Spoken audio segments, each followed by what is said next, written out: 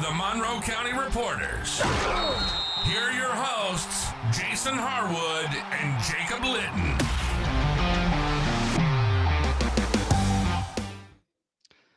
All right, welcome to Talking Grit. I am Jason Harwood. With me is Jacob Litton.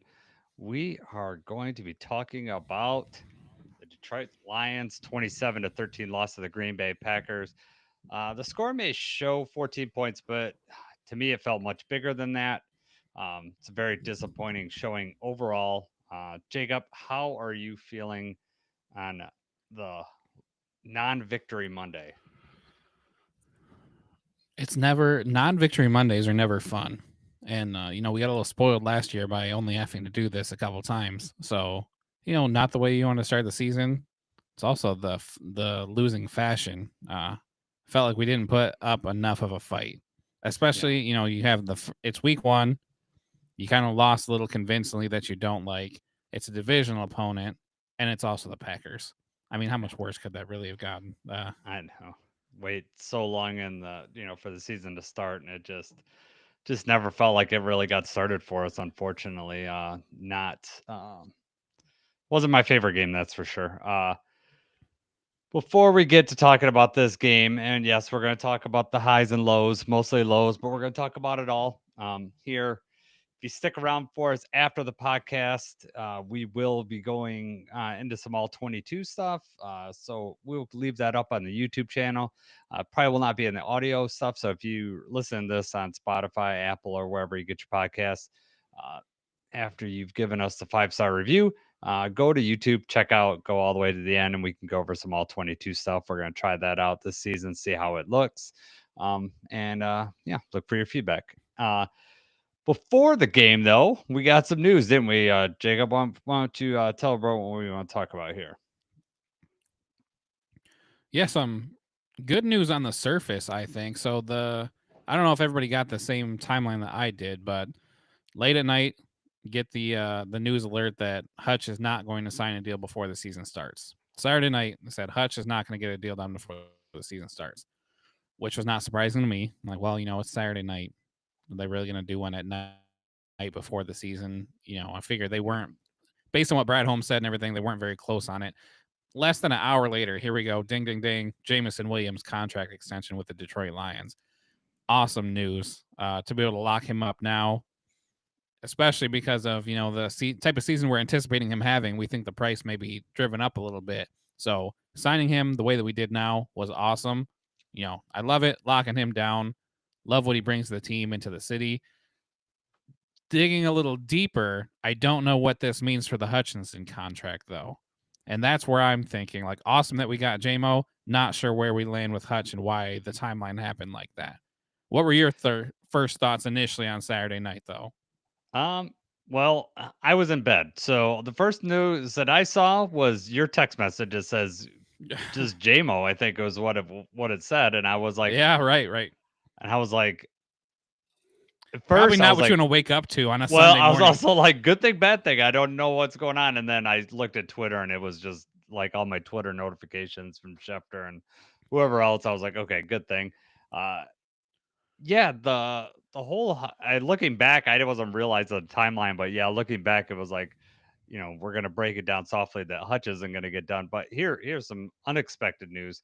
I think if you'd asked any one of us at the beginning of the offseason, the odds of JMO getting an extension before Hutch, I would have said zero. Mostly because I didn't know if JMO was going to get extended in the way that Brad Holmes talked, you know, in the offseason. It was just seemed like that was not going to be a thing. So, at least not this offseason. But I think part of it is JMO's camp had a really good camp.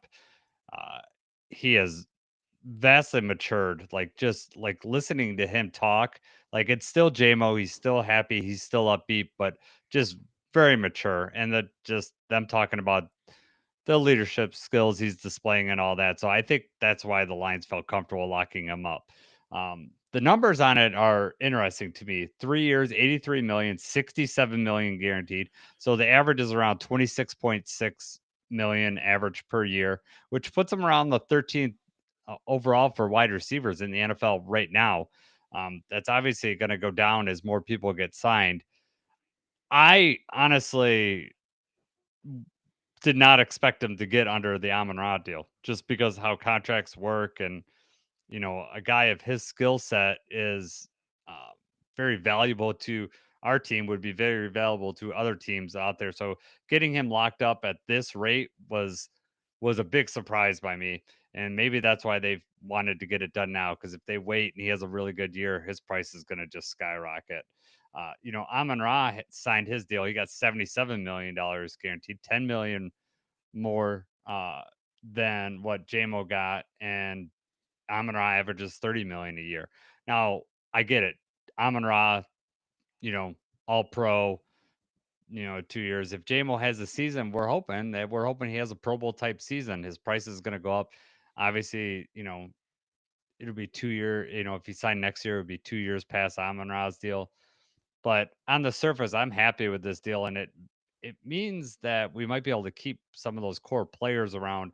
Because I didn't know if we signed JMO to like a massive, massive deal, then that was going to eliminate us being able to sign someone else. So I'm okay with it on that. We haven't seen the full contract, like where's when all these numbers hit. Are there void years? Like all that stuff that hasn't come out. As far as my knowledge, I've not seen it at all. So we could have some different thoughts, based on that information. But on the surface, I like the deal right now. Yeah, absolutely. I mean, and when we talk about when his fifth year, we gave him that fifth year. Once that's up, which is at the end of next year, right? Hmm. Then we'll be able to look and see how many receivers have signed since then and try to get a better idea of where we've, how how good this deal looks. Because right now, would you say it was like 13th or something like that? Yeah.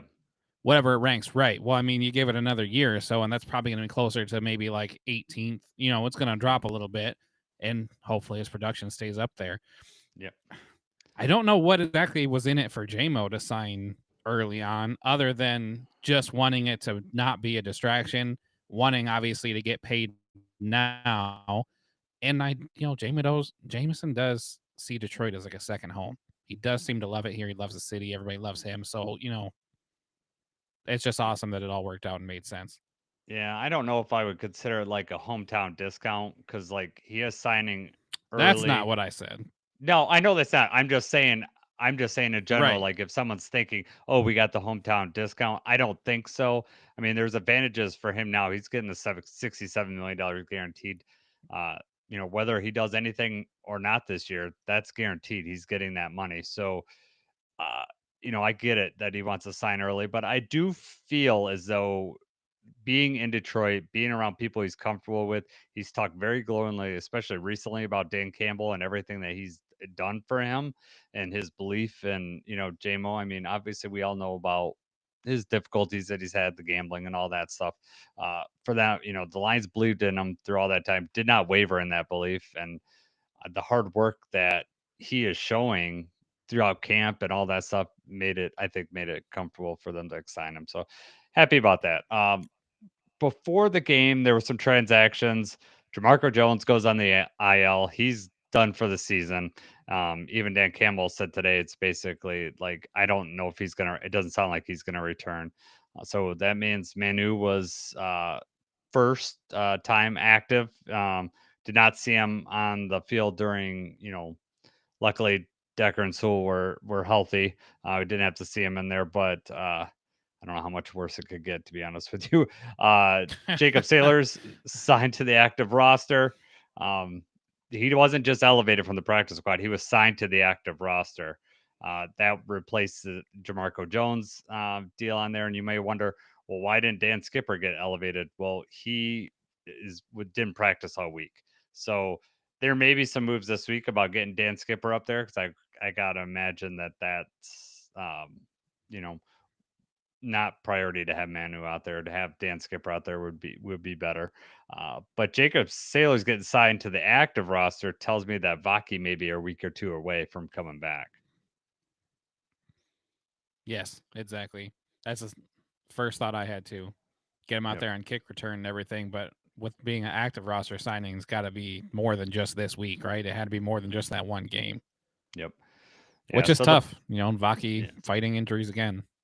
it's hamstring. So those things take a while, and it seems like it's been the same hamstring throughout all of camp. So he came back and then was out a day, and then came back for a game, and then he's really been out since that. So give it time to heal, and then at that point, when Baki they feel he's ready, they basically cut Sailors, and then hopefully he can revert back to the practice squad, and then that way you can elevate him later on. You save those elevations for that time. We also did sign a quarterback, CJ Beathard, to the practice squad. The interesting thing is for me is not that we signed CJ Beathard, it's who we cut to get there. Who did we cut to get room to get CJ Beathard on there? People were not happy about this. Lions fans are all about defensive end. We need edge rusher, edge rusher. Everybody's looking in free agency. People are mad that Zadarius went to Philadelphia, and then you know what? We sign a third quarterback to the practice squad, and then we cut Isaac Ukwu, the other edge defender we had waiting on the practice squad. Who was kind of up and down, but I thought he did okay. I would have been kind of comfortable if we had to elevate Ukwu just to play. Obviously he's not a game changer or anything like that, but he's been around. Yeah. So I mean that was kind of a question mark for me as well. Yeah, I have a feeling between him and Nate Lynn, they were getting some pass rush out of him, but they were just not holding the edge. And the Lions obviously hold that above anything else. Whether you could argue whether that's right or wrong, but that's their philosophy is you better hold the edge, and we're going to stop the run game, and we'll sacrifice some pass rush for that. So yeah, surprised to see Did that this. work in this week, Jason? No, it did not. Yeah, not even with the blitz or anything like that. That's the problem is that we could not get home in the blitz. But first half, second half, I mean, we'll get to it in our breakdown. Right. We'll get into it in a Uh, minute, guys. yeah, But yeah, yeah. So no, but it was not. Yeah, I would like a little more pass rush, especially in the first half. Uh, so let's hit on some interesting things from the game before we break down to special teams, offense, and defense. I wanted to ask you at the end of the half, Packers get the ball. It's third and it was 32 on the screen. NFL Pro say third and one. Either way, 32-31. There's 106 left. Green Bay's on Green Bay's 22. Romo was basically saying that we should have called the timeout. In that moment, were you wanting a timeout, or were you just like, let's let the clock run out here? What was your thoughts? based on how the game was going, and that was right after the interception, correct? That was right after the turnover. Yes. Mm-hmm. It was right after the turnover. We had drove down. That was our best chance of getting back on the board. I was content with just letting the thing roll out. Hmm. Yeah, Did I'm you want with a you. timeout and you wanted to? No, nope. I was like, let the clock run out because I thought the danger of them scoring more going into it was I knew we got the ball back at halftime. Like you get us if we go down and score and that get a touchdown right off the half, we're only down by one score. I feel good about it. We can get back into this game. The last thing I wanted to do is them getting another field goal at the end, especially with us calling timeout. I was content with letting that run out. So I did not agree with Romo on that. Uh, and that's the way obviously Dan Campbell agreed to. So I'm okay with that. I was just wondering your thoughts on that. One of the other big things was the penalty on Hutch for hitting Love after the interception that was going to be called back anyways. I posted that on Twitter. Did you see that when I Yeah. posted that? Oh, I did. Yeah. Yeah. Unbelievable. Aggravating, man.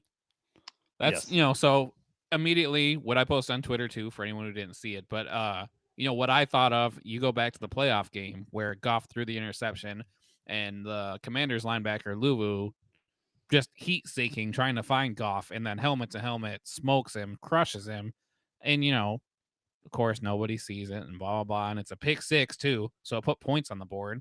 Mm-hmm. And then you've got the announcers and everybody on TV. They bring in Sterator or whoever. It's like, oh, quarterback was defenseless. It should have been a penalty. Nobody saw it. And then here we go, week 1 already. And they're like, well, Hutch kind of breathed on Love the wrong way, and he was looking out for him, and Love was defenseless. That was one of the softest penalties. I know. I couldn't believe it. Yeah, and then they're all, and Romo's like, well, they always have an eye on that. The referee's just watching that, Yeah, watching the right. quarterback. And I'm like, No, they're not. I mean, Hutch went over there and he did block him. I mean, It was not that hard of a hit, though. And I no, mean, it it's a wasn't, and football it was play. more of a block. Like it wasn't like he was just out there. Yeah, certainly not helmet to helmet, like concussion-inducing hit that Goff suffered through. So, yeah, it was very infuriating. I mean, that whole sequence, because we should have intercepted the previous, Anzalone should have intercepted it and we'd be in a golden spot. We could have got right back in that game, dropped that pick, and then to get another one back, to get it, and then, flags all over the field, just so frustrating, Right. and then really bad. Yeah, Potentially taking points off the board for us if it was a pick six. exactly. While we're talking about crappy penalties, though, and Yeah. I know I texted you about this one, but I'm not a fan of like them seeking out the taunting penalties. Oh yeah. So like there was one the opening night game, and then there was one in this game. I want to say it was on McKinney. Whoever it was had like made a tackle and stopped Khalif. And when they make a big stop, they kind of flex. Who knows what they're saying? They flex. They kind of stand over him. He's not exactly right on top of him, but it's just like they've decided that's going to be a penalty this year, and that's soft in my opinion. Like that's just a mini celebration they're having. Big hit, big stop. Let them flex on them. Obviously, it was the Packers, so to a certain extent, screw them. But if I'm being real here, I hate that taunting call. I could just see that just coming at a very unopportune time with like Amon Ra, because Amon Ra is mouthy out there. JMO, but is mouthy out there. Or Terrion. We'll get It's into football, it. Though. You gotta be. I know. Like, that's part of the game. I'm okay with it, though. I'm just saying. I just see that Right. happening at a very terrible time. I get it. Like what I've seen, because I think there was one in the Chargers game or something. It was one of the. It wasn't the game I saw on Sunday. I think it was either a Thursday or Friday. I saw a ticky tack taunting penalty, and it's basically, I mean, if you're gonna walk up to whoever and stand over them and look down and say stuff, they're gonna throw a taunting penalty. That's what they're looking for. I think it's like, and I kind of get it overall, because it's like when those players stand over someone and then someone's get up and then there's contact and then they all start pushing and shoving. And I get it. Like it just instigates a problem, but it's also a man's game, football. And I'm okay with some contact and some trash talk and whatever. But, Right. in that case, it benefited the Lions. But if it happened, it was, Kirby Joseph or Brian Branch doing that. Yeah, I would be livid that they called that a penalty. There's an unsportsmanlike conduct line, and I think standing like near them, flexing them, is not going over that line. If you're right on top of them, like literally like touching them, standing over them, maybe. But even that's not very. I think the line gets drawn when you rip off their helmet and then throw it to the sideline. And that's something that Branch learned. Yeah, he just does not like Green Bay, huh? He really doesn't. I was not a cool level head when he comes to the Packers. I was like, please don't get thrown out here. Do not get thrown out this early in the game. Right. I thought the same thing. Oh God, yeah. All right, man. Let's move on to the actual game. We'll quickly move on to special teams. Bates looked good. 2 short field goal opportunities. His kickoffs looked fine to me. Jack Fox looked all right. His average is 47 and a third. The problem was in that second drive, that punt. We get a 5 yards offsides penalty on Craig Reynolds and end up being a 32-yard penalty and a major switch in field position. So that hurt a lot. Yes. Not ideal, like the rest of the game. Yeah. And then, there was multiple penalties beyond that, just on kickoffs and stuff like that. And that's been consistent throughout the preseason, and it went right into this. We did not look that great on spot. I mean, Bates was fine, but we did not look good on our kick coverage. Uh, just yeah, just simple boneheaded mistakes. Thought it was very frustrating. For sure. Yep. All right. Anything else on special teams before we move on to the defense? Nope, we can All move on. all right, defense. What do you want to talk about here, Jacob? What to talk about with the defense? Uh the first thing I want to talk about is the fact that the pass rush did not get home. Mm. We weren't creating enough pressure there as we were concerned about. Um, I also think it was a little bit of a schematic issue. And just like it seems like with Shep's play calls and when we called blitzes, either it was so blatantly obvious that they knew it was coming, or it was just every time we called a blitz, it was into the perfect kind of play set that they have. And I don't know if that really was Love doing a good job of being able to scope that out. I know on the one play he saw it coming from a mile away. Um, but it happened several times. And it seemed like most of those times when these blitzes were happening, they had Branch coming, they had Anzalone coming, they had pressure coming. But when they were blitzing from like the outside, they were having Hutch drop back into coverage, I think, a few times. Davenport on a huge third down, Davenport drops back into coverage and they drop it in over his head. Mm-hmm. I'm not a fan of that. Now, I know that we have to utilize that sometimes to get somebody in coverage and send pressure a different way. I understand that, but it wasn't working this time. And I don't know exactly how that goes leading forward. If it really was just the Packers picking it up well and, they're just not getting home as quick as they needed to, or if it was just Love seeing, like I said, seeing it coming a mile away. I'm not sure exactly what went wrong, but I'm not a fan of that dropping the defensive ends into coverage several times a game. Did you notice that watching it Oh live? And yeah. how do you feel about that call? I'm not happy with it. So the play that you're talking about, at least one of the plays, was like it was a 3rd and 7 at Detroit 49. That was when Jordan Love passed to Tucker Craft into that was a touchdown play. Davenport drops into coverage, couldn't get deep enough. It was just it was just so frustrating, man. On 3rd down, we had so many opportunities in that first 2 drives to get out of there, Yes. to get uh out of it and then just have them punt and give our offense the opportunity. Now our offense had its own issues, so we'll get there in a minute. But we we wouldn't have been down and they would have limited a lot of the things that they were doing to us. The overall theme of this was like this is how the Lions won in Green Bay last year. They just got up on them and just were unrelenting and just did enough long drives. Those long drives that we have would have been devastating had we stopped them. We would have been able to stop them and then went down and then been able to score. So yes, having them drop into coverage was baffling a little bit, especially since the blitzes, them sending the guys into coverage or into blitz, did nothing. Could not generate any pressure, and Love had a very clean pocket. I did notice in the second half we started to send more blitzes at the ends, as opposed to up the middle, because it seemed like everything was just getting clogged up the middle, and Love only is Love only passed 6 times in the second half. So, yes, it looked He didn't better. have to. He didn't have to, but the pressure packages looked better. Our defense as a whole played. Now in the second half we started to let the run go, but I think that was just us selling out. We had to make a play. Um, More than anything. Our run defense obviously looked really, really good. We stopped Josh Jacobs. I mean, Josh Jacobs, you know, what was he? He ended up with let's see, I have that. Sorry. He 19 was attempts, 66 yeah, yards. 19 attempts for 66 yards. Now, a lot of that was in the second half because he did not get that in the first half, and that was just towards the end. Right. So I'm happy with the run defense.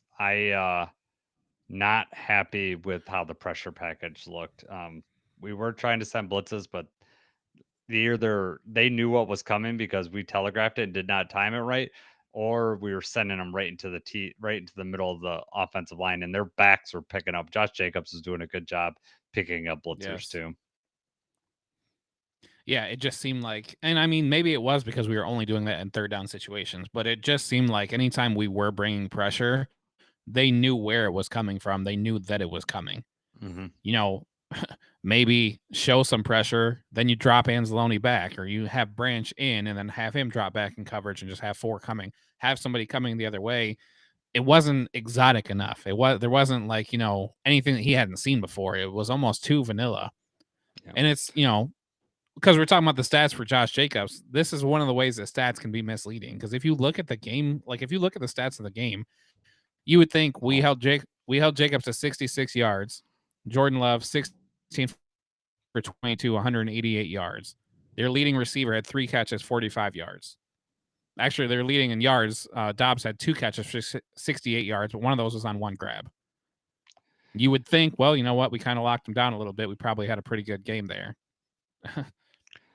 Well, I don't know if you saw us, but the Commanders guys, because the Packers play Commanders on Thursday. So Dev got a hold of, I don't know if it was us or if it was just me, but he said, No, he sent it to us. yeah. So he's like, what? He looked at the stats and he just said exactly what you said. Like, how did you guys like not win this game? We dominated time of possession. We did everything. Well, it comes down to red zone and not getting them stopped on third down, like we talked before. I mean, those two big things. We would have been much better off had with those first two drives. We could have, kept them off the board and just got out of there like we should have just by playing good, good defense. It was encouraging to me that the second half did look better. It is the first game. We got someone in our chat. William says, "Why are fans acting like it's this year or nothing? We still have 2 to 3 years to win a Super Bowl. The window ain't closed." And I agree with you. It's week 1. People are crazily overreacting. Like I was in Justin Rogers' chat room last night because he has one like during the game for his subscribers, and people had lost their mind. Like people are asking for John Morton to be fired after 1 week, and it was just like, whoa. People jump off the bandwagon real quick.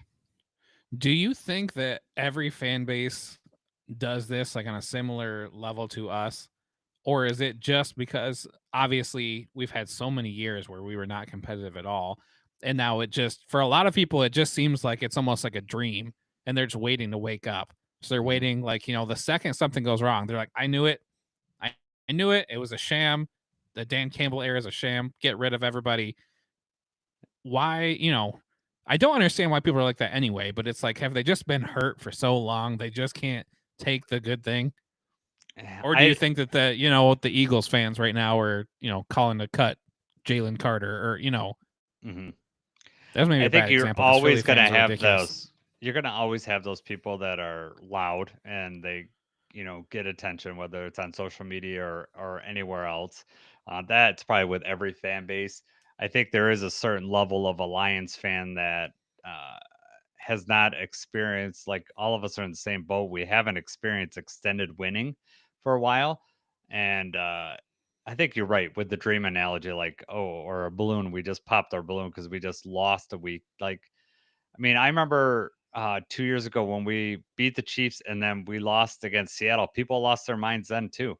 Like, and even Tampa Bay last year, we lose week 2, and a lot of people are like, this offense, we can't win with Jared Goff, and this offense doesn't. And that was a winnable game. Yes. You're absolutely right. But week 2 was a very winnable game. It just was Yeah. like we just fell short. Well, but it wasn't like this one where it just the whole time was like, what's going on? It's just not. We were getting worn down and just wasn't getting it done. Yeah, I think a lot of it has to do that it's week 1. We've waited all this time. People have these worries. There's all these narratives about the defensive end, the new coordinators, and unfortunately, both those things look true yesterday. Like if you're looking at it on the surface, they look true. And but the sample size is so low. We have nothing else to go on but this one loss. there's multiple things going on here. First of all, let's remember that the Packers are a good team. They, Parsons uh, affected this game. If you were, if you watch that, like he was beating Sewell and we'll get to the offense, but I know the interior of our line didn't look good, but our tackles didn't look great either. Our whole offensive line didn't look good. And we could talk about, them needed to play in the preseason and when we get to the offense, because um, I wasn't fully on board with that. But after that game, I could see the need for them to have like some series going on. I wanted the line to be together as a unit to try to Yeah. prevent things like that happen, Hmm. missed assignments and stuff like that. You don't want that to happen during the game. Yep. And now we didn't clean that up in the preseason or in practice enough. So now here we're going to have a rough. I mean, based on how this game went, it may be 4 or 5 weeks before they're fully everybody's assignments are on. Yeah. And then after you got your assignment, there's the act of actually, actually getting the blocks, actually like making the play. It's one thing to just whiff, which we have. I know we're going to talk about that later. There's one thing to just whiff on the assignment and the guy comes straight through. It's a whole nother thing when this is who I'm blocking, this is who I got to get out of here, and then you whiff on it, and then he blows right by you or knocks you over. Hmm. Yep. Sometimes it looked like we were on skates. Before we jump ahead to the offense, I wanted to talk about Terran Arnold a little bit. Uh, Mhm.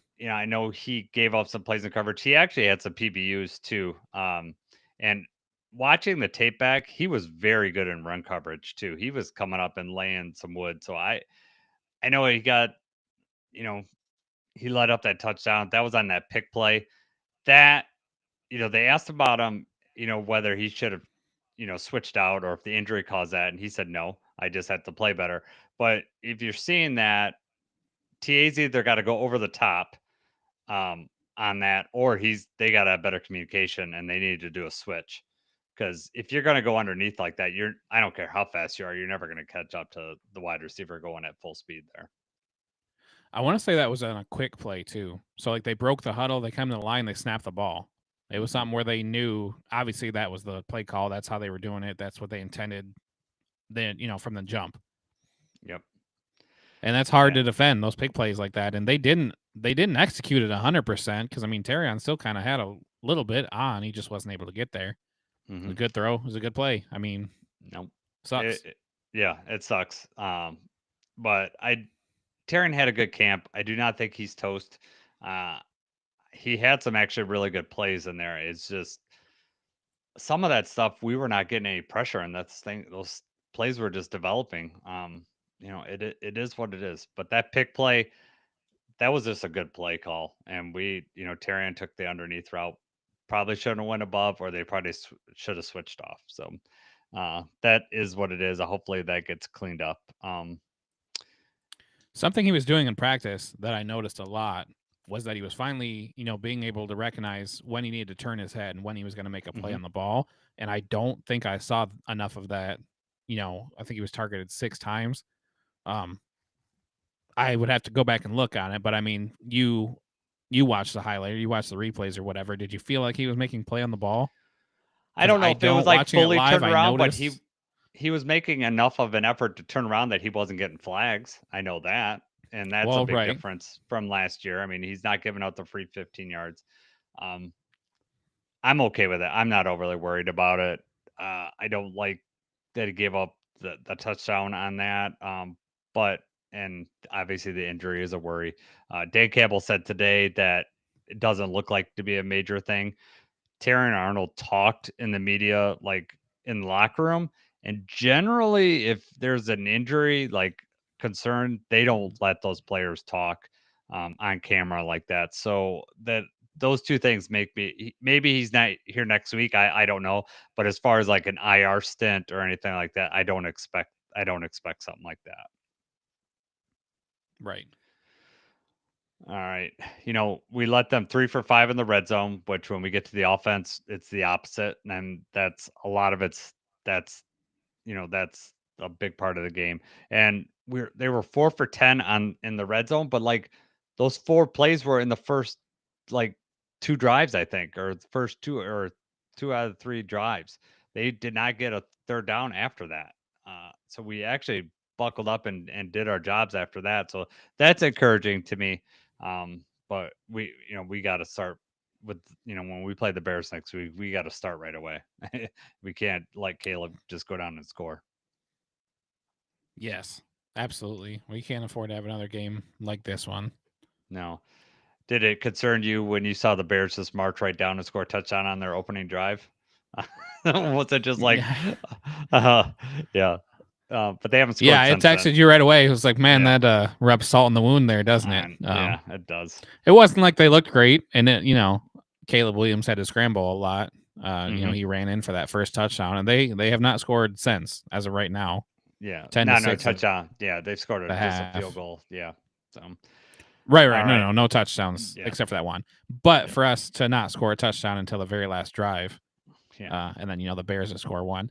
That's what what I did not want for all the people that the sky is falling and everybody calling for Dan Campbell's head or whatever people are trying to say. I did not want the Bears to come out and drop 40 points on Monday Night Football and have to hear all about the coordinator thing. Yeah. Because I know neither of us are fans of blaming the coordinators and saying that, because the coordinators are new that, it's going to be such a struggle and we're not going to make the playoffs and something we don't believe. But that adds some serious fuel to the fire for us to look like we did. And then for the Bears and Ben Johnson to score a bunch of points. So yeah, hopefully they, stick around 10 to 17 points. Don't score anymore. William in our chat says, "Go Vikings." So my question for you, because my son asked me this before the Monday night game, and I know we did our picks last week, and we picked, who we picked, but based on what happened yesterday, did you want the Bears to win or lose this game today? Going into them, we're playing them next week. Did you, because of the loss yesterday or how everything lined up, did it, like, what was your gut feeling? Like, I want the Bears to win or I want the Bears to lose? I want the Bears to lose. Okay. That's still what I said before. I don't want the Bears to win. Why? As much as I like the other angle, I just don't. I want them to be the ones that have to answer the questions about why the offense doesn't look good and is Ben Johnson really a guru and this stuff. Which is just like a personal, I guess, thing that I have. Which whatever, if Ben has success, good for him. But I don't like that he's within the division and everything that happened with that. I get the other angle of we want the Bears to win and be riding their high horse and come in thinking that they're going to take over, especially with the game that we had. If we're 0-1, if the Bears are 1-0, and then how they switched and made the Packers the favorites. Do you think if the Bears are 1-0, they might make them the favorites over us in game 2 based on how we look? It's possible. So I mean, then we're the underdogs right away at home.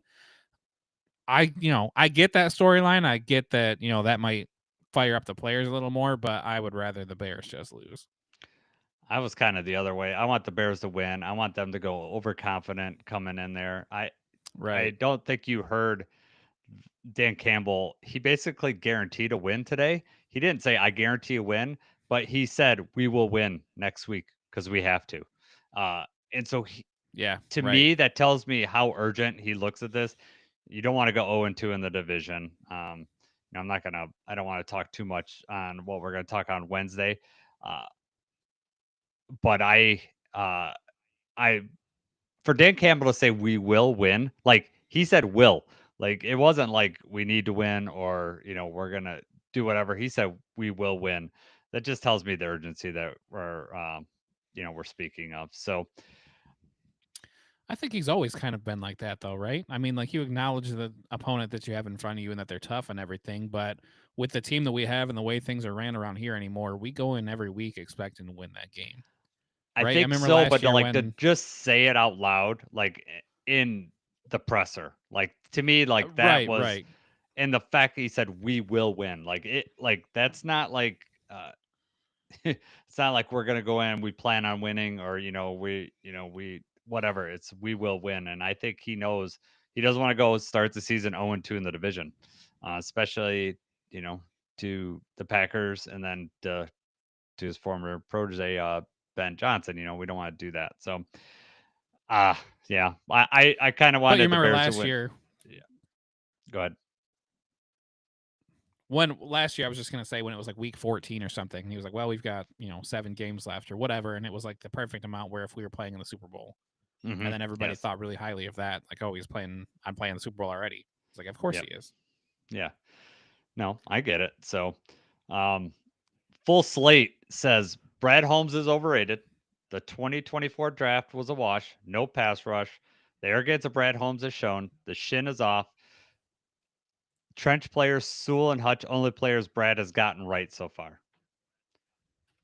I would say Aleem Okay. was definitely I would say Aleem is certainly a trench player he's gotten right. I think Mahogany's out. Uh, I know he didn't play great yesterday, but I would say Mahogany is a trench player. We don't know about Ratledge, like one game into his career. So he's had 16 Pro Bowl or All Pro seasons that he's drafted. No one else in the division since the 21 draft has anybody in the Pro Bowl or All Pro. So, I mean, you could say he's overrated. Okay, but is he good? Is he the best What do you GM think we've about the ever had? comment about right? Absolutely is. Yeah. But that's interesting, the comment about the 2024 draft. I mean, last year was the rookie year. This, they're expected to be veterans. But when you look at the 2024 draft, I mean, the only one who's gotten playing time is Terrion Arnold and now Mahogany, right? Mm-hmm.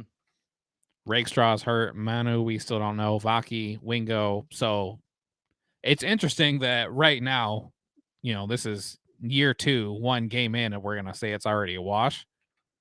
You got to give it a little more time. Mm-hmm. Yeah,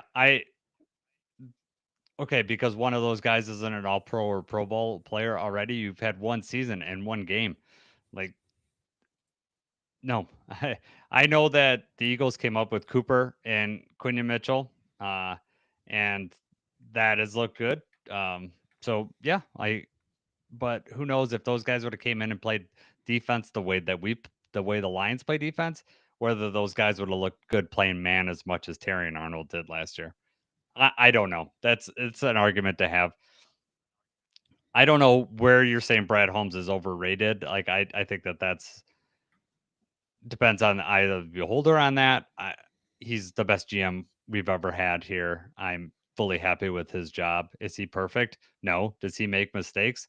Yeah, he does. He makes mistakes.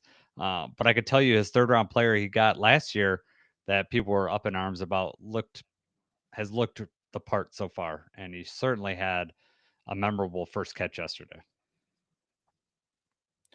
Read that question from Zach. Zach's in the Okay. chat right now, and he's got a Yeah. really good question here.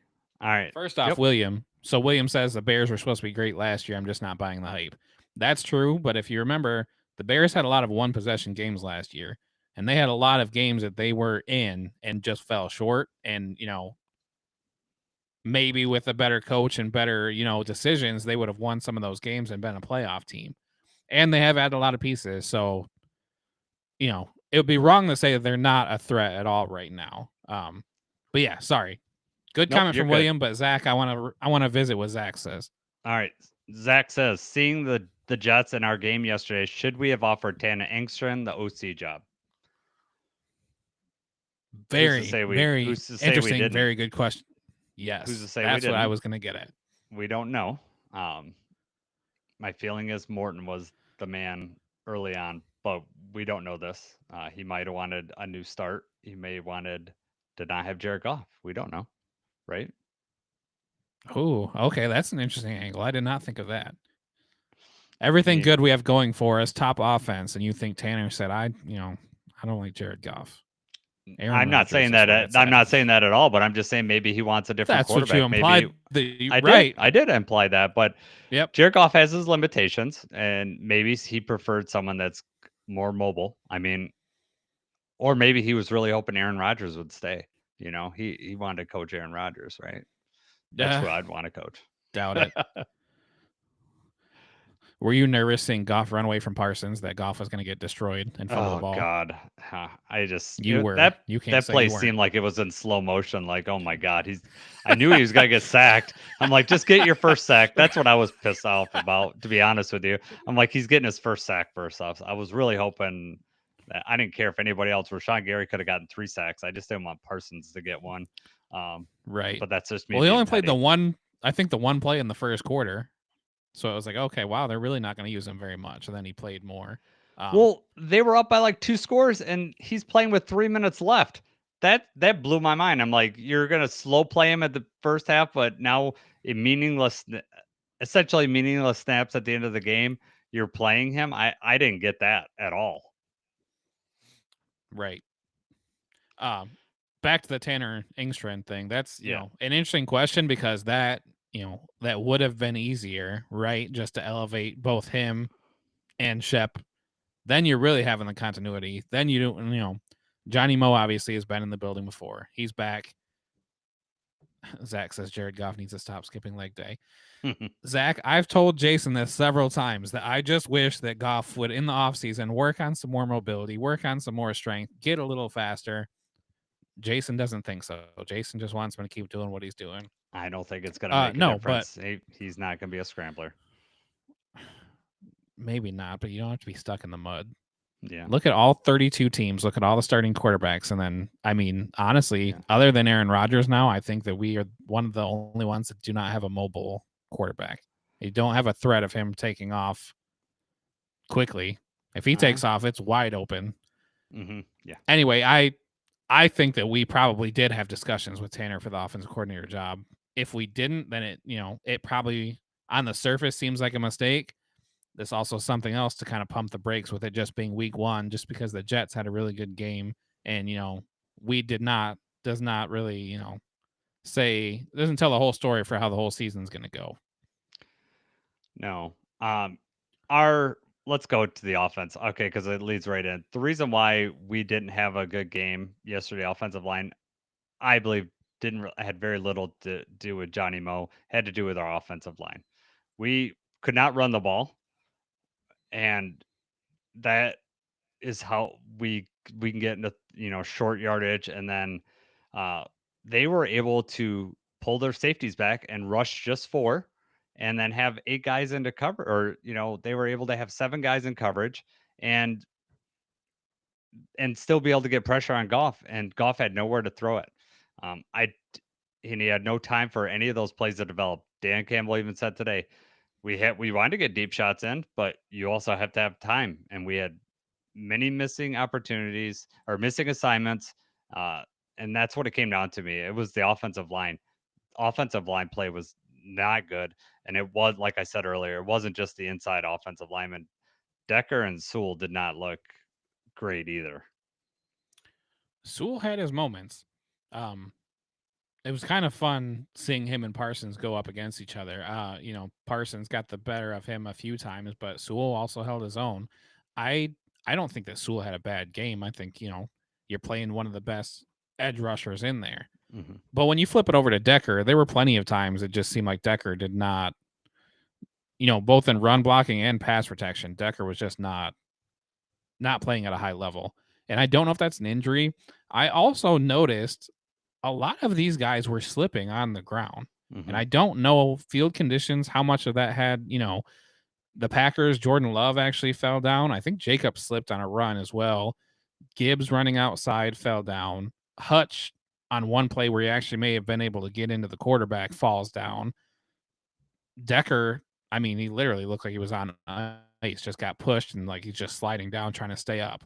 Mm-hmm. Graham Glasgow hit the ground. I mean, like just several times. And it wasn't just regular, like, oh, you get pushed, you get beat. It looked like they were falling.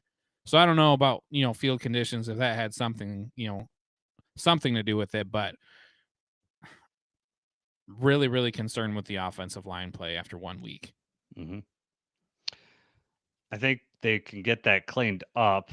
And I'm more worried about the missing assignments. Like that stuff can be cleaned up. And for Sewell to be slipping like that, I've never seen him like slip or get manhandled like that the way he did on a few plays. So that tells me that they had the wrong cleats in, or they weren't prepared. But it wasn't like I saw the Packers guys all slipping around or anything either. If I remember right, I did notice them slipping. They were. Did you notice the falling. Packers guy? Yes. Okay. Jordan Love actually on a run where he probably could have broke out for more, I believe. kind of Okay. slipped and kind of had to fall into a slide or a dive. Like it was happening. Zach says they weren't used to playing in Green Bay when the ground's not frozen. Or True. last Yeah. year it was like pouring down rain when they played. Ironically, the footing shouldn't have been good then either. Yeah, but the missed assignments, there was several occurrences. I know hopefully when we do the all 22, we might get into some of those, but I mean that whole sequence where we're on our own end, like we start at like the 8-yard line or something like that, and then right away Decker gets pushed back and gives up a sack that almost was a safety. Luckily Goff kind of falls out. Next play, I want to say it was Ratledge this time that just whiffs. Completely not like he just did not know who he was supposed to block. He starts to block up on the defensive tackle, then he goes off to the side. The defensive tackle is almost surprised, like, oh my God, I'm right here. He's face to face with Montgomery. Montgomery gets, a yard out of it. And then I want to say then the next play was Mahogany. It was like they took turns having bad plays, and then that results in us having to punt from the 1. Yeah, they Dan Campbell kind of alluded to, like, and Dave Rallich kind of said it in his interview, like the communication wasn't there. Like they would have some kill calls and people would miss the call. And I'd imagine that play that you just talked about down in the you know not goal line, but we were backed up into our own end zone, was that they just missed it. And yeah, you're right. That defensive tackle had a deer in headlights look. Like, I have a free run at the quarterback right now. This is insane. It was just not what you wanted to see, and it's not Detroit Lions football. That's the hard thing. Um, Right. a lot of talk about we were really missing Frank, and yeah, a lot of that would have been cleared up had Frank been in there. 100%. Absolutely. Doesn't mean that we can't get better. It won't get better, and that's what I didn't get yesterday. Like, everyone acts like this is our team for the whole year. Like, no, like we have a lot of the season left to get better. So it is what it is. Am I without worry? No, I do have my concerns. I want it to get better. We need to vastly get better next week if we want to have any offensive, efficiency at all. Yeah, we're not gonna. I mean, we've got the best running back tandem in football. We're not gonna win very many games without being able to get them the ball and be effective on the ground. Yeah. David Montgomery, 11 attempts for 25 yards. Gibbs, 9 attempts for 19 yards. Gibbs did start, so Gibbs had the first series. I know we talked about that, which way we want to go. So Gibbs did get the start. He got work, pretty early.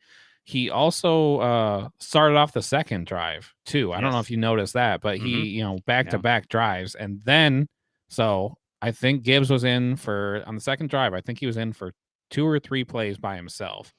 Then they brought out Montgomery. They both were out there for a play. And then Gibbs goes to the sideline and Montgomery takes over.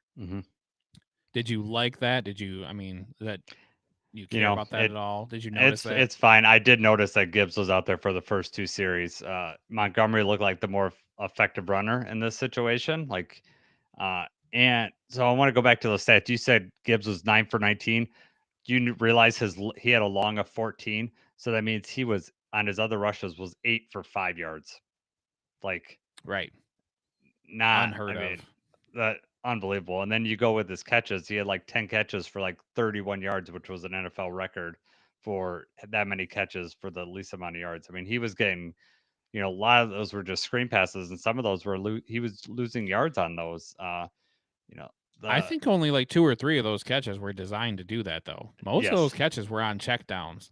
And I mean, if you look at the replays, it feels like the play calling. It also feels like maybe the receivers just are confused or just not getting open. But I mean, Goff drops back to pass. He looks, nobody's open. You have to check down. He drops back to pass. Nobody's open. You have to check down. He drops back to pass. Now you got pressure in your face, and now you got to check down. So it was like, even when we had guys open, when we had him open, he didn't have time to look for him. And then the rest of the time, just nobody was getting open. And some of these play calls, even like on defense, felt like too basic sometimes. Now on offense, it felt like too basic sometimes. Like you just weren't doing enough. And we were somehow still moving the ball and just not putting points on the board. And that's the thing. We had those long drives, and that's why we had those time possessions. We were getting long drives, but we were just not scoring. Like the one Goff threw a pick, the other one we got a field goal on, and we were not getting touchdowns in the red zone. Those long drives are great, but you have to get 7 at the end of that, or 6 in the extra point or whatever. You have to get a touchdown at the end of Right. that, and especially when the other team scored and you're down 10-0 at the end of the first quarter. I mean, you need it's okay to wear them down, and that would have really worked well in the fourth quarter because we would have wore them down had we been able to score a touchdown. It would have worked in our favor, but we um it didn't. Goff, I know he threw the pick. That team. They knew that safety knew we were going to Amon Ra in that situation, and so he jumped that route and he How called many it times did correctly. he run the same route before that, though? Yeah, I know. I mean, he was doing that all day, and it just Mhm. wasn't half the time. It wasn't open. I don't understand why we kept going to that same thing. And then on that particular play, the safety knows it's coming, and it doesn't help that Parsons gets right in Goff's face right away. Yes. So I mean, that's his first read. He's got pressure on him. That's where he's going. It was a good play by the safety. Just terrible timing when we're already down and we're in the red zone. We need these points right before halftime. Yeah, Really unfortunate. it would have been nice to get some points on the board, even if it was just a field goal. That would have been nice going into that. Yeah, Goff Small 31 for consolation. 39, 225, touchdown, interception. The touchdown, let's talk about it now. Tesla was Before we talk unbelievable about the catch. touchdown, Yeah. how did you feel? Because the touchdown came in garbage time, but how did you feel when you saw or when you noticed? I don't know if you noticed during the game. I'm sure you did that Khalif was out there a lot. So Mhm. Khalif Raymond actually played, I think it was 44 snaps on offense. Yeah. Let me see. I had it right here. Khalif, 44 snaps on offense. He Mhm. had 3 special team snaps. I want to say that those were just the 3 punts. And then you go down to Tesla, who had 9 special team snaps, on punt coverage and kick coverage. And he only had 3 offensive snaps. Yep. But he made the most out of one of them. Mhm. Dan Campbell someone asked that in the press conference today. Dan Campbell said that our plan originally was to get him more, but he was sick and he missed a lot of the Yeah. practice. So he said we have something here. We need to use it more. I guarantee after that catch, that was eye opening. That was able to come down with that, and Eye opening for it the league. it was. I mean, we knew like preseason was one thing, but for him to do that in a regular season game and just I had everything about that catch was amazing. One handed, pulled it in, was able to get both feet down. They asked him, like, were you trying to get that second foot down? And he goes, yeah, like, yes, I was conscious. I knew where I was on the field. I knew I had to get that second foot down. Uh, I was, when he made that catch, like, before I'm like, he caught that. And Romo even said that he caught it and then they ruled it incomplete. And I was so happy on replay that he caught that. I was happy for him and I was happy for myself because I stuck it out through that whole game because Preston wanted to turn the game off. He was like, I'm done. I was like, no, I'm going to have to talk about it tomorrow. I got to watch the whole thing. I know this is painful. I'm going to watch the whole thing. And I would much rather win and not have that touchdown catch, but that catch at least made it worthwhile, my time worthwhile to watch that. Right. Yeah, you got to stick it out to the end. You never know when something's going to happen Well, noteworthy. Buffalo, And this was pretty much the Baltimore. only. Yeah. Yeah, Buffalo, right, Baltimore. right. Yeah. Yeah, no, awesome play. I was, the announcers, Romo, like when it happened, sounded like they said, oh, he got it was a catch. No, it wasn't a catch. The replay happened and they were talking as if, yeah, no, he's out of bounds. It didn't count. But I like, when we're watching the replay, I'm like, what do you mean? Like both of his feet landed. Like that needs to count. And Amon Ra acted like he knew from the jump. And he wanted to make sure he's like, no, get that ball. This is a touchdown. I don't know if you They saw showed that. He him on got the that ball sideline. for Yeah, him. they showed him on sideline. I could see he's like, get that ball. And they knew when they saw the screen that he had it. The only thing that was anything that was questionable was that like if they're going to make sure that he had two hands on the ball. But when he had one hand at that thing was solid. Like he had control of that with one hand. It wasn't like he had to pull it in for control. He was just, that's just the natural motion to tuck it. So no, that thing was not moving at all. And I looked, I'm like, when he hits the ground, does it move at all? No, it did not move at all. And I was in my head, I'm like, this kid generally doesn't drop anything. This is unbelievable. Right. And Zach with then, another question in the chat. I don't know if you saw that. yeah, go ahead, Knowing read now that. that knowing now that Frank Ragnow retired, I would have re-signed Zeitler just to keep more continuity with the offensive line. That's true, but I don't know that we knew for sure, without a doubt, that Frank wasn't going to be here. I think that Frank didn't know without a doubt that he wasn't going to be here. And Zeitler got paid a lot of money, right? I mean, he got paid Yeah. more than he made here. He did. I think like 9 million, I think is what he got paid. Yep. He also does not play center. It's not like he would have been able to move over, but as Mhm. far as continuity goes, you would have had less. You would be relying less on, Mahogany and Ratledge, who are rookies, and you would expect there to be less missed assignments. Yep, 100%. But it's also a 17 game season, so we'll see how it goes. The Lions believe in Ratledge enough, and I'm okay with it. But we'll see. Well, let's say Frank announces retirement at the end of the year. Would you have re-signed Zeitler for $9 million, or would you still have let him walk? I don't think those are just your only two choices. I mean, we could have went somewhere else too. Well, let's say those are our two choices for the sake of the Okay, conversation. I don't know if I'd sign him for 9 million, to be honest with you. But and for all we know, that they had a pretty good idea he's going to retire, and they knew that already. They were just letting Frank. They were going to make. I think the Lions would have planned for Frank being gone already, and I think they kind of did when they drafted Ratledge. Right. What about you? Would you have signed Zeitler in that situation? I'm all about the continuity and thinking the offensive line, as a unit. I would have liked to have Zeitler here if I knew that we were already going to be losing Frank. Okay, that's fair. And yes, it's 9 million, but it's not exactly. That's not off the charts. No, That's not unheard of. no, it's 9 million. It's off not your like cap just this because year. it was 9 million. Right. It's not like just because it was 9 million though that put it to where it was just out of the question. Like, no, it's just way too much money. Mm-hmm. Like the Lions, I think Brad Holmes has a budget, and he, right or wrong, he doesn't want to go above it. I Right. think that Zadarius was another And case. that's why, right. That's why we get a lot of these questions. Mm-hmm. The lack of moves or lack of signing other people. Yep. Who else had an awesome catch on Sunday?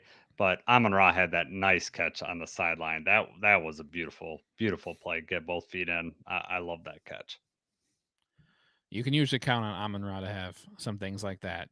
That was really good. Really nice to be able, toe drag. Yeah, it was nice. We needed it. Yes, they needed something. That was positive. before it got too out of hand, but that was a necessary play. Yeah. Lynn asks, "What's the deal with Miles Frazier? He's on the pup, so he can't play or practice for the first 4 weeks, and at least at the minimum. And when he's ready, we'll have a 3-week evaluation period, and at that point, we will have to, decide what we're going to do with him. My guess is that he's going to be placed on the active roster. Who knows? Whether he's going to be active on game day, but I don't think they're going to risk losing him. They kept him on the PUP for a reason. But that's the deal with Miles Frazier. And what I'm hoping is the same trajectory that we have with Mahogany last year. I know that Mahogany didn't look great yesterday, but he has looked great in camp, and he's had looked good last year. So I'm not judging everything off yesterday, but hopefully Miles Frazier picks up like Mahogany did, and by the end of the season, he's wanting to get some reps or able to get some reps. The thing that really killed us was the red zone. 1 for 4 in the red zone. We got to score touchdowns down there, but we couldn't run the ball, and that is key for our red zone. We need to be able to run the ball, and Packers are a very good red zone defense. They were last year, and they were able to shut us down when we got down there. Yeah, their linebackers really stepped up. When you take away that threat of us, because you know how we like to, third and 6, 3rd and 7, we may still run that ball. We like to run. We like to keep them on their toes, and that that was not happening. They played up to par. Very hard to win a game when you get down to the red zone and you don't put points on the board. Yep. Yeah, especially when like the other team does, and no. Right, helps the stats, doesn't help the score. Yeah. Anything else on offense that, I mean, I'm not really, I'm not willing to say anything about Johnny Moe's offense after 1 week. If it keeps going that way, Dan Campbell's not gonna. He knows what he has, and he's seen it with Anthony Lynn. And he took over the play call. Maybe Dan Campbell gets more involved if something were to go down that route. We'll see. But to me, this all came down the offensive line and Jared Goff not having enough time for us to get the ball downfield. We need to be able to stretch that field, but also we need to be able to run the ball too. And if we can't run the ball, then they have no reason to pull their safeties down or pull their linebackers in, and that's really going to affect both levels that we want to attack. And we were only, we were all checking down, and they were very good at tackling. We weren't good at getting yak, so it was just a bad combination all the way around. Yeah, I obviously it's 1 week. It's too soon to tell. I'm not ready to call it a mistake to have Johnny Moe or Shep, but I didn't like what I saw for sure. And I know I don't think that it was a mixture, but maybe it was 50-50. I don't think it was just the offensive line not giving Goff enough time. Okay. I did not care for most of the play calling. It didn't seem like we were doing enough. And then even, when the pocket's collapsing or when those things are going on, it just seemed like we didn't do enough to combat that. And I know the game plan is the game plan and we don't deviate from it too much. We kind of trust that it's going to work and that we're going to be able to make these plays, and the plays were not being made. Yep. With that being said, some of Goff's throws some of the best throws that he made were under pressure. The clean pocket that he still had to, I mentioned earlier, but there were several clean pockets that he still had to check down because just, nobody's open. Yep. I get you. I'm ready to move past this one. I'm ready to move past it. Let's get into week 2. I know the Bears got to pick 6, but so Caleb hasn't moved them into, touchdowns since the beginning. And from what I've seen, just why I'm glancing up at the screen, I got a TV like right over here, and he hasn't looked great. So I'll rewatch the game tomorrow just to, fully see what's going on. Get ready for this week on, what just, our recap or our preview will be Wednesday night and into Thursday morning. So we'll see how it goes, but I'm ready to move past this one. Let's before we head out of here, we'll stop the audio podcast, but we're going to stay on Do All 22. So if you're in the chat and want to stick around, we'd love to have you on here. You can ask questions or we can review a play with you. But first, let's do the grit guarantees. Jacob, I'm gonna let you do this. Neither one of us hit, so what was our guesses and what were we? It's not as fun to revisit these things when there's when nobody was right. Yeah, exactly. But at least if I wasn't right, you weren't right either. So grit guarantees first. I said Amon-Ra was going to score a touchdown. I specifically mentioned how he had the slow start last year, and I didn't think it was going to happen this year. He did not score a touchdown. I don't know that it was completely his fault. That just is the way the cookie crumbles sometimes. Jason says that Jahmyr Gibbs is going to go over 100 yards and a touchdown. Neither of those things happen. Did not expect Gibbs to get shut down, in the run game like that. Yeah. So no grit guarantees this week. The roar alert, I had Jameson Williams. I said we were going to be talking about J-Mo. He was quiet. 4 catches, 23 yards, 1 rush for 3 yards. That's the way the offense was going. Wasn't able to make any plays, And I can't say that I watched the all 22 for every single play. So I don't know if he had routes where he was open deep and Goff didn't have time to find him, it didn't feel, watching live, it did not feel like he was even taking deep shots or, running deep routes. So we'll see when we look into that more. Jason says Aiden Hutchinson, very quiet day for Hutch. One quarterback hit, 2 pressures, 0 tackles. I don't think that's just, him slow getting back off the injury or something like that, for whatever reason. They had some double teams. They were chipping him a little bit. Just wasn't happening. So maybe, maybe it was offensive play calling for the Packers. Maybe it is just, him being slow to it. He definitely impressed in practice beforehand. So I don't, I don't think the relentless pressure and motor is still there. Yes. They were chipping, they were doing everything, and no one else was stepping up. No one else was winning their one-on-ones. And so they had no reason to deviate from that play. And they had him dropping into coverage. So, yes. don't, please stop doing that. Yeah. But just to revisit acceptable answers, I feel like we should, with the roar alert, we'll talk about what the acceptable answers are. For me, there's only one clear acceptable answer, and that's Tesla. I mean, possible catch of the year for your first NFL touchdown, your first catch. I know. Only 3 snaps, then you come away with the only touchdown of the game. I mean, yeah. Obviously, it was too little, too late, and it might have been garbage time, but it was an amazing play, and at least gave us something to be kind of happy or kind of positive about on a day where there was not much else. The only other possible acceptable answer I would have said would have been Panay, and that's just because the back and forth that he had with Micah and being able to, stop him as many times as he did. Yeah, the Tesla catch is just replaying in my head over and over again. It was just unreal. So maybe I'll watch our YouTube channel because we got it up there, and I'll get us some more views Just on watch that it on later on replay. today. Yeah, if you're gonna watch it on our channel. Yep, I'm ready to move on. So we'll be back Wednesday night. That's not a live show. We'll record. We're gonna have Harrison Graham on that we had for the Bears last year. Be interesting to get his takes on Ben Johnson, what he saw in camp, what his expectations are. Kind of curious.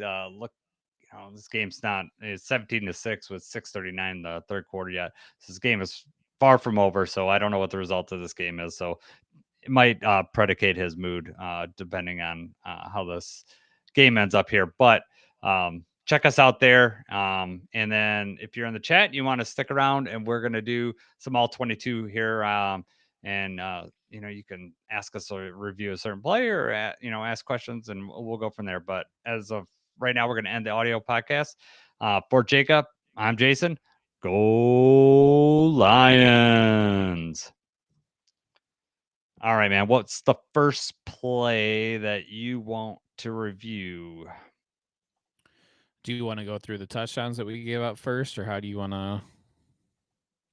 What?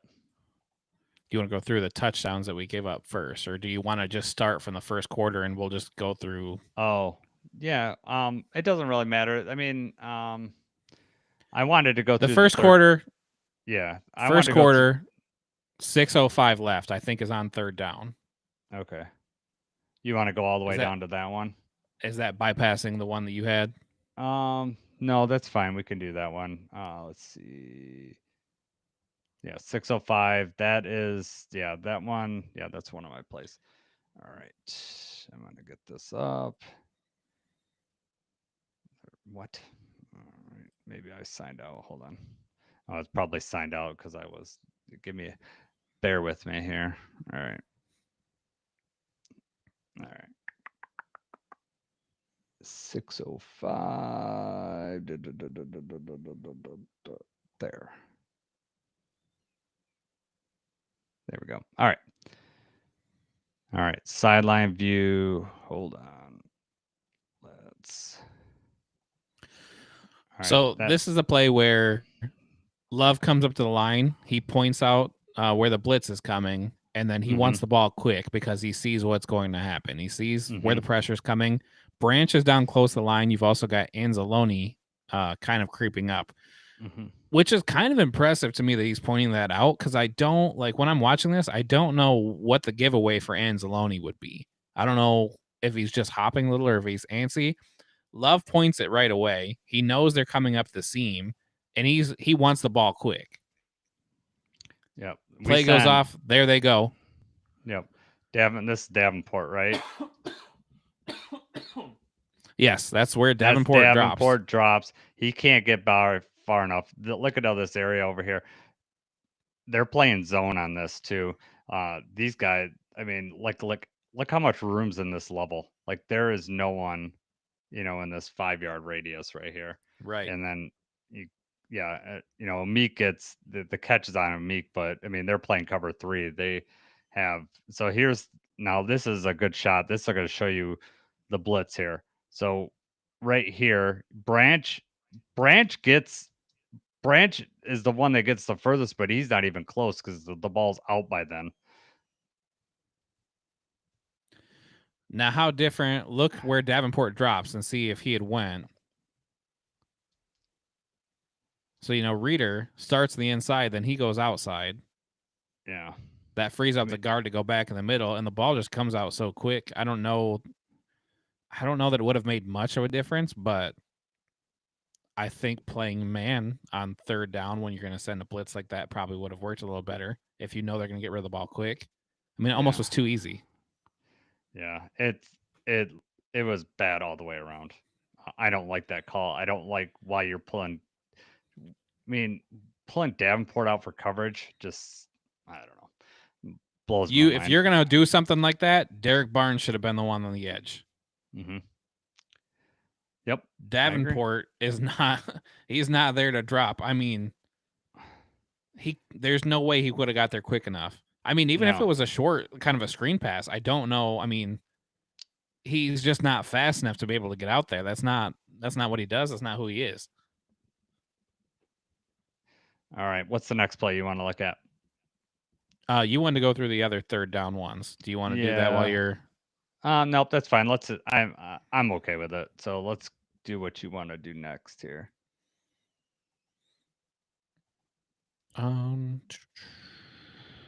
Next one I have was the Amon-Ra catch, if you want to look at that, but I'm sure everybody saw that one. I don't know that it was necessarily just like a great play call. You can look and see if Goff had time, but yeah, that's fine. When was that? That was minute 30 left in the first quarter. Okay. About a minute 30. Yep, right here. Gotcha. Oh, yeah, and they challenged it. Yep. All right. So, Amon-Ra's in motion. Amon-Ra's in motion. We didn't really motion a lot of people in this game either, if you notice. It was pretty stagnant. Right. So, you got Laporta coming in here. I mean, with this middle of the field's open too. And you look at the pocket, he's got a pretty clean pocket. I think they only sent 4. Yep. Yeah, let's do this. This view will tell us. Look at the offensive line, see what they got. 5 on the line, but Amon-Ra's in motion. The linebacker drops off. So they're in zone. They're only sending 4 at the most. So the double team here. You got double team over here because Brock Wright's over there. Panay's doing his thing. Yeah, plenty of time. That was like one of the cleanest pockets you're going to see. Right. That's the catch. All right. What's the next play you want to go over? The next one I had was the interception. Okay. And that's at the second quarter, minute 12. Okay. Right here.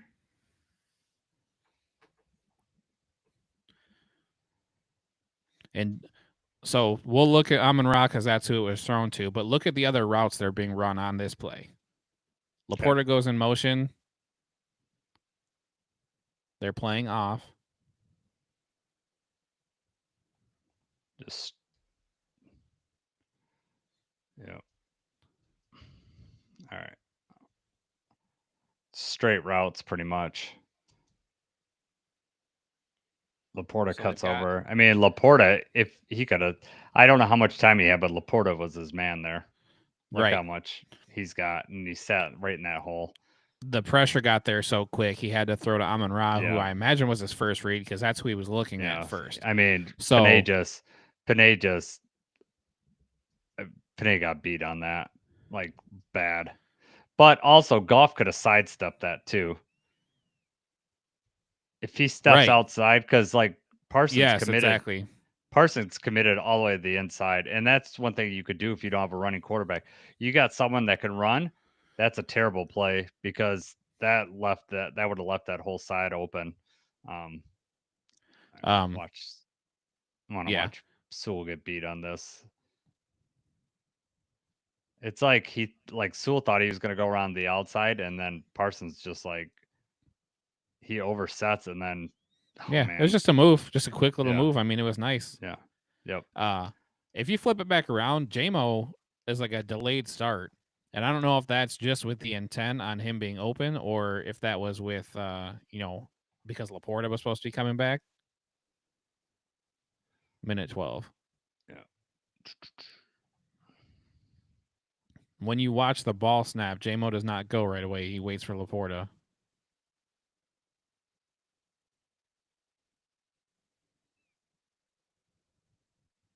See, Laporta is off the line at the end. Mm-hmm. Yeah. Yep. So now JMO technically was open as well, but Laporta's coming around deeper. I think Goff just knew he was going to Amon Ra, and so did the defense Right. on that play. All right, what's the next one you want to go over? Third quarter, 14:30 left. This is the play where he finds Laporta. That one, yep, 14:23. Yeah. So Gibbs actually makes a really nice pass block on this play. All right. If I'm remembering the right one. Yes. This is the one that Gibbs. Yes. And this one is where he does not have a clean pocket. It's, the pressure is on him, but that's because they sent more people and he's got Laporta open. Mm-hmm. Yeah.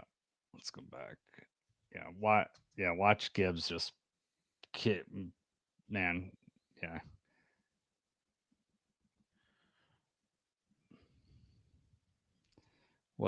Show the other angle and see. I want to see. Well, I just want to see where JMO was going on this. JMO's clearing it out. Two guys that time, but yeah, he's running deep and two guys. I mean, that's why Laporta's open. Either it's a miscommunication or they're doubling him because someone should have stayed down on Laporta.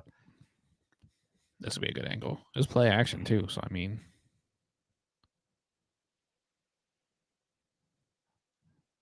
really good. That was a good play by Goff. I mean, he stepped up into the pocket. Right. That's where under a lot of pressure there. Laporta was really fired up at the end of like if you saw usually he's not like that, and he was pretty vocal. Might have been some trash talk happening. It probably felt good to get that one off. Yeah, I'm sure.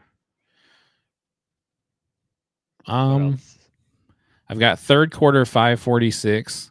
This is a short run by Montgomery, and this is not one that we have to watch a whole lot of times, but I just wanted to.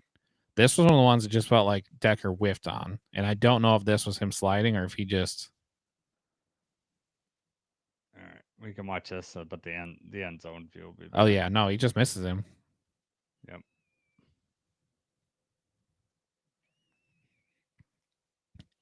I don't know what it is. It keeps putting on the autoplay. Yeah. You could turn that thing off and it just automatically goes on. It's so annoying. Right. Yeah, I know. The next play you click, it's going to keep doing it. Yeah. I don't know who's watching a game like that where that's like a feature that they've decided to put on everything. The one before that. Although we can probably watch that sack too. Yeah. Well, I hit the end zone because I wanted to watch the end zone view of this because that would give us a better view of the line. But right. Yeah, man, I just don't. I want to see. And I don't know if this is a missed assignment because it felt like Mahogany had who was lined up over him. What? He signals something there. He's signaling. Yeah. It really just looks like Decker missed. Yeah. He's shaking his head. Yeah. Okay, this is the sack here. It was Luke Van Ness too, and that hurt me because he hasn't done jack. Right. And then he gets him. Yeah, no, they just pushed back over Mahogany. Mm-hmm. Was not anything but a power move. Yep. I think this is the one there. Yeah, Mahogany just looks like he's on skates. He just gets pushed right back. Mahogany's a big guy. That blew my mind. Before it that plays he- the next play. Oh, you let it go. I was Sorry. gonna say watch that rep of Sewell versus Micah, because Micah Oh. gets some pushback, but he's also got hands to the face. All right, what's the next play you want to do? Next one I have was, let's go to the fourth quarter, the Okay. first play of the fourth quarter, and just go through those plays. Okay, the Because we sack. have the Okay, sack, and then there was Yeah. the 2 runs where it just it seemed like all 3 of these were due to offensive line. yes, yeah. I don't know if the pressure got to him because they were so close to the end zone back there, or what.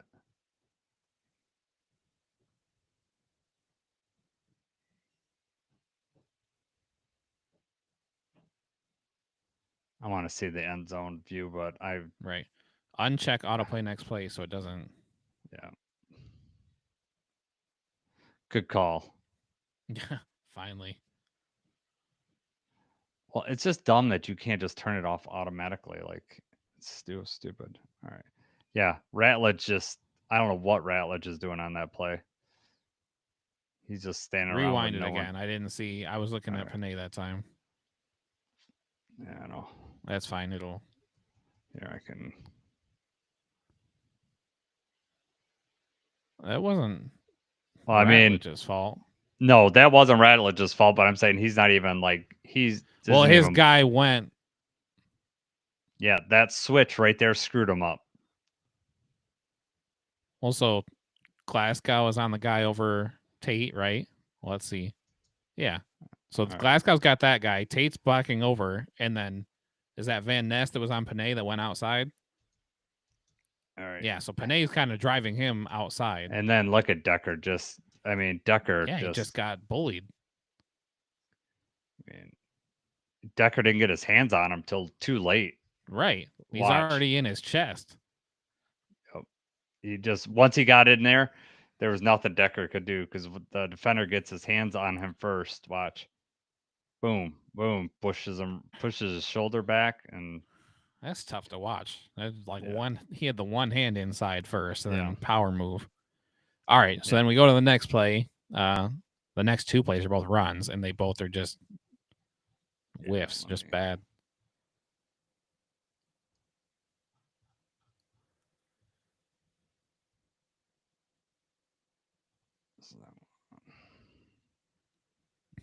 You remembered to uncheck the box. I know. Good job. I did.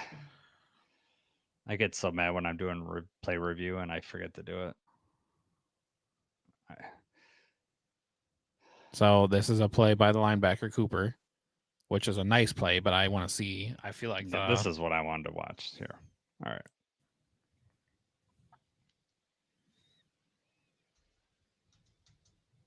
Okay, look at Mahogany. Yes. So Mahogany gets beat. Mm-hmm. But you got Graham right there. Graham hits him, and then Graham falls. Because Graham's supposed to clean up that linebacker, and he hits the right ground. there. Yep. Yeah.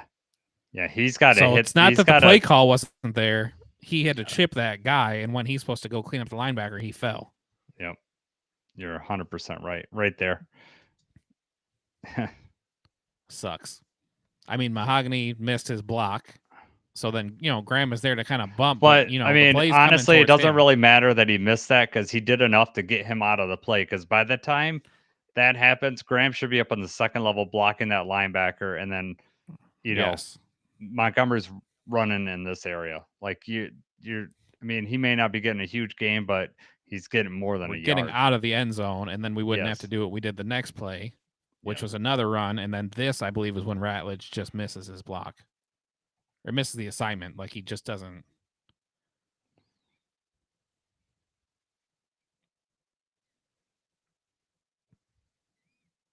Yeah. Just the defensive line just standing there. He just can't do that. No. Here. And I mean, it Yes. looks like, so Graham gets that. He points out, and then he turns, and now he says something to Tate. Yeah, right there. Like, he says whatever the play call, whatever he's supposed to say, he makes it. Yep. Tate goes over here. Now they got 3 guys here Yeah. on Parsons. Oh, God. And then, yeah. Which couldn't have been the design, right? No. Look where That's Panay not- is. Look how Panay's lined up. That was Is that Montgomery? Who's back there? Montgomery's Laporta. running. Yeah, Well, yeah. Montgomery's running the ball. Yeah. Right. Laporta is the one blocking. I was thinking they had the running back out wide. No. Yeah. So Laporta is the one blocking Parsons. But all he's got to do is just keep him contained because the play call is going up the middle. And that's why Panay is right there. Now, Panay's to the next level. Play that one more time. If Ratledge makes that block. I mean, all we're doing is trying to clear out room for the punter at this point. Like, so, I mean. So Ratledge makes that block. Then Panay, then you've got him coming right where Panay's right here, got this guy. And then he's coming right behind Panay. And then you've got Khalif on the safety. You got Panay on Walker. And that's potentially 5 yards you get right there of breathing room, at least. Yeah. Well, I mean, you're hoping with Montgomery breaking, like, he's just got to make one guy miss. Man, Khalif got there so fast, too. Play that. Do they make? Yeah. My God. I mean, you got Evan Williams coming down. If he'd have made this guy miss, I mean, I don't know. Like, but regardless, we're out to the 5 or 6, and we got a lot because when we punt this ball, they're in field goal range. Like they get it all the way out to the 30 on the next play, like 35 or something like that. Right. So, I mean, yeah. Anything else? Yeah, they start the drive at the 36-yard line. Yes. And then they end up running off about 5 minutes of play clock, and then Jacob scores his touchdown from 3 yards out. Yeah. All right. I think we end on the. Let's end on the. Or is there something else you want to watch before that? No, that's okay. I just have one more that was a sack that looked like. It looked like. We don't have to go. We don't have to revisit that. All right. I want. It was a sack, but it was just something that it was like I didn't think anybody was open. It just seemed like one of those plays where it's like, what? Why do we run this route? It might have been 4th down. I don't remember. All right. I'm ending it, but I want to watch the Tesla touchdown because I want to end on something fun. Right. All 22. Unbelievable catch. Beautiful from every angle. Green Bay Packers guy there. The game's out of reach, and he's like, "No, we didn't catch it." Yes, he did. Decent pocket. Oh, man. Threw it literally the only place he could throw it. I mean, it's honestly like I don't know if it's a bad throw or what, but he had to throw it outside like that because of where the cornerback was. He could have threw it closer to the pylon in the back corner of the end zone. Yes. Oh yeah, there's room back there, for sure. But man, if anything, look at this. Right. Unbelievable. The concentration he needed to be able to see that ball behind him jumping. Well, this just so much has to go right. You got a defender in his face. He's not seeing that ball cleanly. I mean, I know he's tall, but the ups to be able to get it. He one-handed it, brought it in, maintained control the whole way down, and got both feet in. I just wish that kid would have been able. It's an amazing first touchdown. Amazing first touchdown. But what would be even more amazing had it been consequential to the game? Or he'd been able to celebrate. He didn't get to do anything on his first touchdown. Would he have done Cupid's arrow? Who knows? But he just. I think the worm and then Cupid's arrow. Oh my gosh! And then the Lambo. Nothing to celebrate for. Right. No. Nothing to celebrate for, 1, but then 2, they also called it no good on the field. So I know.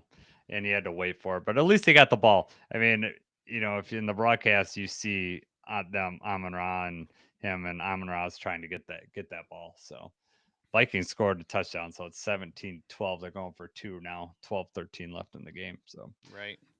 Tight game. I didn't see how they scored. Let's see what McCarthy threw a touchdown to Jefferson. Oh, really? Oh, nice tackle. Wow. That was a great tackle. All right, man. I'm ready to call it.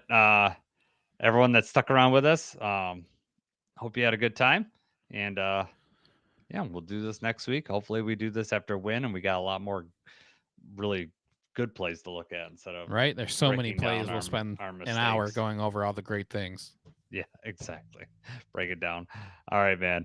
It's been good. So I'm just going to end it now, and we can continue to talk. Thanks for everybody for hanging out with us. Appreciate you guys. Have a good night.